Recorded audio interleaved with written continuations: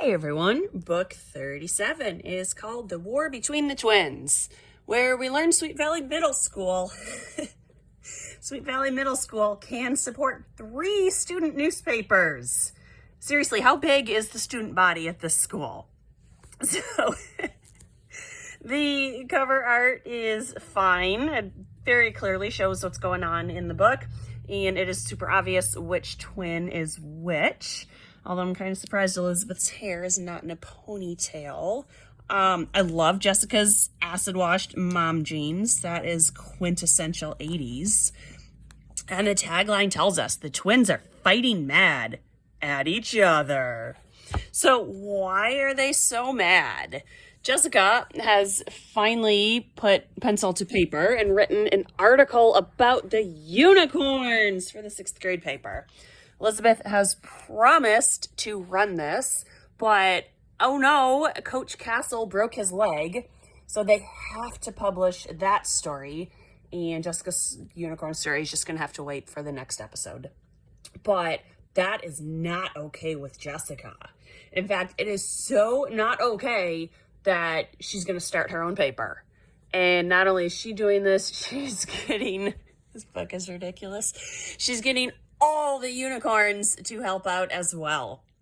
So they put together a terrible paper and they decide to print it on purple paper. You know, never mind how expensive purple paper is compared to regular white paper, but whatever. They spend $15 on paper. So at first they agree it's going to be a light purple. But then when Lila gets sent to buy purple, she gets a dark purple, dark violet. And the color of the Ditto machine, I love how dated this is. Ditto ink is a purple color as well. I clearly remember that from elementary school. I also remember you couldn't get it wet or the ink would smear everywhere. So they very quickly realize that purple ink on purple paper doesn't work out so well. And the paper is a total flop. All the Sixers have a meeting and they completely make fun of it.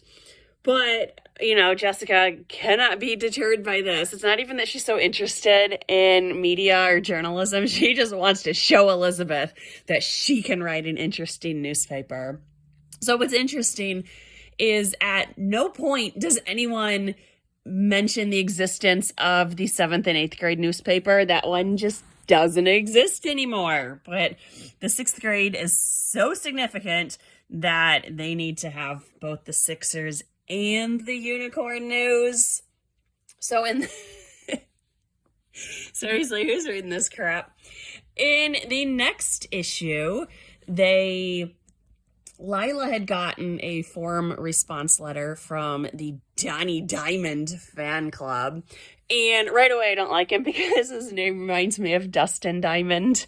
And I never liked his character on Saved by the Bell. So they decide they're going to copy his stamped autograph.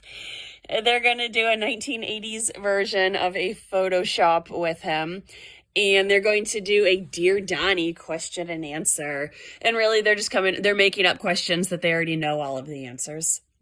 So one mistake that was made in here, and I feel like such a nerd for actually knowing this, they refer to Janet's brother as Sam Howell, even though every previous book has called him Joe Howell. So, you know, these ghostwriters need like a shared Google Doc or something so they can keep track of all this.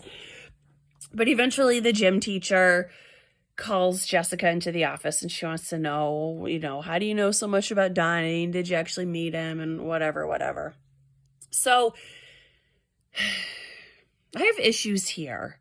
For instance, the school has no problem with these girls using the Ditto machine for their crappy paper. And do they just have access to school supplies of this quantity? They also don't seem to have a faculty sponsor, which doesn't really work, especially when they start charging for their crappy paper.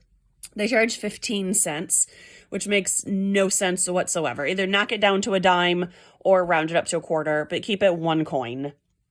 And I did the math on the inflation calculator. That's 15 cents in the current era would still only be 33 cents.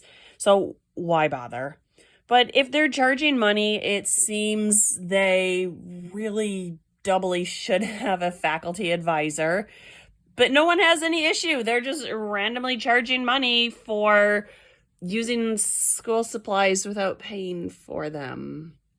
And then also, which makes no sense, the school has entrusted the 6th grade unicorns to put on a school dance. That makes no sense. 12-year-olds don't know how to organize a dance or sign contracts or anything. But Lila decides she is going to really ramp up publicity by saying they're going to have a mystery guest. And all the kids decide that it's going to be Donnie Diamond, even though Jessica and Lila clearly say it is not. They just decide that that's what it is. And not only that, we have a bunch of kids from Sweet Valley High School who are coming to this middle school dance, and that doesn't happen in the real world. It just doesn't. Even at my school, I work at a high school, and students are specifically forbidden. It is in the ticket guidelines. They cannot bring a date from the middle school if they are at the high school. But, you know, it's Sweet Valley. So the gym teacher, what's her name? Mrs. Landberg, something like that. She asks Jessica and Lila, oh, you know, my nephew started a band. It's Donald Kaminsky and the Polka Dots. And they grudgingly accept him because they don't really have any other option.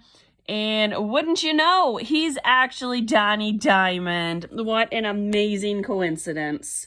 So you would think if these girls are such huge fans as they claim to be, you would think they would know his real name, but they don't. So, of course, as always, everything goes off without a hitch, and Jessica winds up being the hero in the end, because that's just how this series works. There's never any consequences. The next book is about Lois and Bruce. And Bruce is a jerk. Lois just needs to ignore him and stop feeding the beast, because nothing good's ever going to come out of that. So, I know I read that one as a kid. I'll get to it soon enough. This was the war between the twins, and I do think it's funny when the twins fight with each other. It's kind of like the once or twice at the Babysitters Club get in a big fight. It's different and it's interesting. So this was the war between the twins, also called the War of the Words. This book is ridiculous. Thanks for watching, though. I will see you guys next time with Lois Strikes Back. Dun, dun, dun. Thanks for watching. Bye.